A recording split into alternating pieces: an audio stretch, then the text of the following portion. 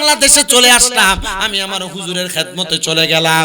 আমি দেখলাম দুবাই শহরে থাকা অবস্থায় আমার যে অস্থিরতা কাজ করেছে, আমি আমার হুজুরের সোহবতে আসার কারণে আমার অস্থিরতা দূর হয়ে গেছে, আর আমার কাছে বড় শান্তি শান্তি লাগছে। এই জন্য কুমিল্লার আশিকের রাসূলরা, এই জন্য তরিকতপন্থী বাবারা প্রত্যেক বৃহস্পতিবারে তাদের পীর মুর্শিদের দরবারের খাস মাহফিলের মধ্যে চলে যায়। কেন চইলা যায়? সপ্তাহে একদিন যদি আল্লাহর ওলির দরবারে যায়, তার কাছে শরীর একটু পাতলা পাতলা লাগে। কুমিল্লার বহু আশিকের রাসূল প্রত্যেক বৃহস্পতিবারে শাহ আব্দুল্লাহ গাজীপুরীর মাজারে না যাইলে তার ভালো লাগে না। প্রত্যেক দিন সকাল বেলা শাহ আব্দুল্লাহ গাজীপুরীর মাজারে না গেলে ভালো লাগে না। আমরার পাতুরিয়া পাড়ার একটা পাগলা আছে, এ রাজগঞ্জ বাজারে ব্যবসা করে, মাছের ব্যবসা। এ আমার সব সময় কয়, ভাই আমি যাওয়ার সময় আগে বাবা শাহ আব্দুল্লাহ গাজীপুরীর দরবারে হাজিরা দিয়া যায়, এরপর আমি বাজারে ব্যবসা করতে যাই। আল্লাহর কি রহমত, শাহ আব্দুল্লাহ গাজীপুরীর দুয়ার বরকতে আমার আল্লাহ তাআলা কোনোদিন আমারে ক্ষুধার্ত রাখে নাই। এবার আপনারা বলেন, আল্লাহ চাইলে আল্লাহর ওলিদের উসিলায় আমাদেরকে দুনিয়া এবং আখিরাতে ধনী বানাইতে পারে কি পারে না? আর জবান খুলে বলেন না, পারে কি পারে না? আরে নয়নে নয়নে রাখি বরে মুর্শিদ তোমায় পাইলে, নয়নে নয়নে রাখিব। একটু কর না, নয়নে নয়নে বরে মুর্শিদ তোমায় পাইলে, নয়নে নয়নে রাখিব।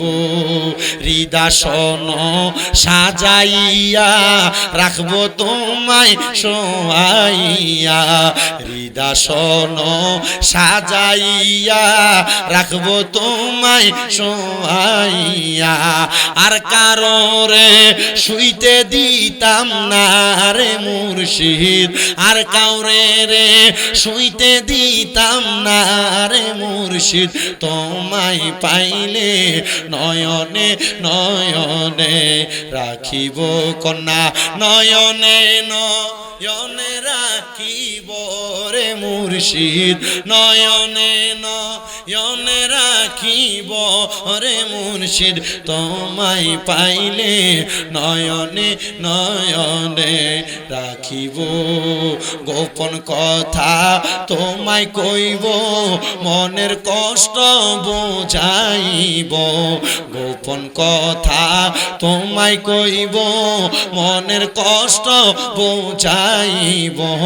আর কারোরে শুনতে দিতাম না রে মুর্শিদ, আর কারোরে শুনতে দিতাম না রে মুর্শিদ তোমায় পাইলে, নয়নে নয়নে রাখিব।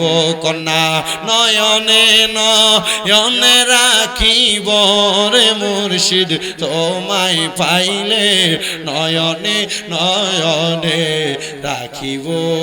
একটা জবান বন্ধ রাখবেন না, জবান খুলে জোরে কন্যা বলি আল্লাহ।